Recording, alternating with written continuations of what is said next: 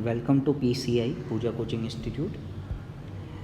आज हम JEE advance 2020 में जो पेपर 1 था मैथमेटिक्स का, उसमें जो क्वेश्चन 1 है वो डिस्कस करेंगे। ठीक है, तो जैसे क्वेश्चन 1 जो पूछा गया था वो ये था कि ए और बी दो डिस्टिंक्ट रूट हैं, रियल रूट्स हैं ये पॉलिनॉमियल के, और यहाँ सी और डी दो कॉम्प्लेक्स रूट है ये पॉलिनॉमियल के, और मुझे इसकी वैल्यू पूछी गई है। ठीक है, अब देखो मेन फोकस पे होना चाहिए कि डिस्टिंक्ट रूट हैं, तो या तो आप रूट फाइंड कर लो या तो आपको रूट का कोई रिलेशन पता होना चाहिए। तो ऑलमोस्ट जो भी 11-12 में पढ़ते हैं उनको ये पता है कि रूट का रिलेशन पता होगा आपको। तो जो भी 2 डिग्री की पॉलिनॉमियल है उसका रिलेशन ये होता है, ये रिजल्ट मैंने यहाँ लिखा हुआ है कि अगर दो रूट हैं कोई दो रियल रूट हैं कोई पॉलिनॉमियल के, तो हम इसको ऐसे लिखते हैं sum of root is equal to negative B by A, और प्रोडक्ट ऑफ रूट वो सी बाई ए ऐसे लिखते हैं।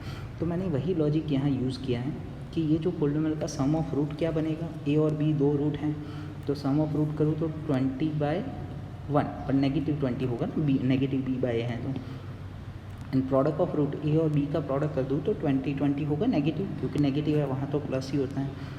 और सेम तरीके से ये पॉलिनॉमियल के भी सी और डी रूट है तो वो मैंने लिख दिए। अब मुझे ये वैल्यू पूछी है, ठीक है, तो ये वैल्यू का मैंने सिंप्लीफिकेशन यहाँ लिखा है कि मैंने इसको सिंप्लीफाई कर दिया। तो जब मैं सिंप्लीफाई कर रहा हूँ तो ए स्क्वायर सी स्क्वायर बनेगा यहाँ पर, हाँ ए स्क्वायर सी, ठीक है, वैसे मैंने सारी सिंप्लीफाई कर दी।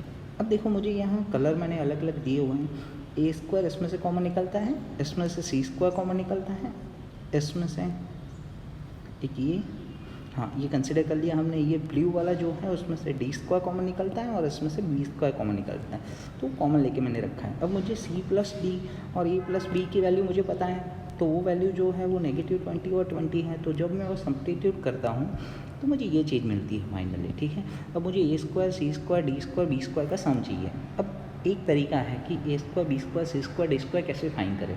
तो यहाँ देखो ये है और मेरे पास ये चीज़ गिवन है, तो मैं इसके दोनों साइड स्क्वायर कर देता हूँ और स्क्वायर वाला सिंप्लीफाई करता हूँ तो मुझे इसमें मिल जाएगी वैल्यू। तो मैंने देखो यहाँ सिंप्लीफाई किया हुआ है, दोनों साइड स्क्वायर कर दिया और सिंप्लीफाई कर रहा हूँ, यहाँ ए बी की वैल्यू मैंने सब्स्टिट्यूट कर दी। तो ए बी की वैल्यू जब मैं सब्स्टिट्यूट करता हूँ तो मुझे ये आंसर मिलता है ए स्क्वायर और बी स्क्वायर का।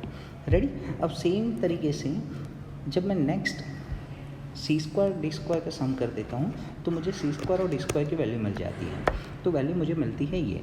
पर अब स्टूडेंट के दिमाग में यही आता है कि दो नंबर का स्क्वायर का सम क्या नेगेटिव पॉसिबल है, तो क्या ये नेगेटिव पॉसिबल है, तो ये नेगेटिव क्यों आया। पर आप एक चीज़ ध्यान में रखो, यहाँ कॉम्प्लेक्स रूट बोले हुए हैं सेकंड में, तो कॉम्प्लेक्स जैसे आयोटा का स्क्वायर करते हो तो -1 पॉसिबल है, वैसे ही ये नेगेटिव पॉसिबल है।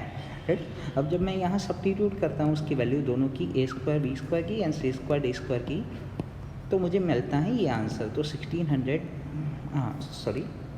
16,000 ये जो है मेरा डी ऑप्शन है वो करेक्ट है। ठीक है।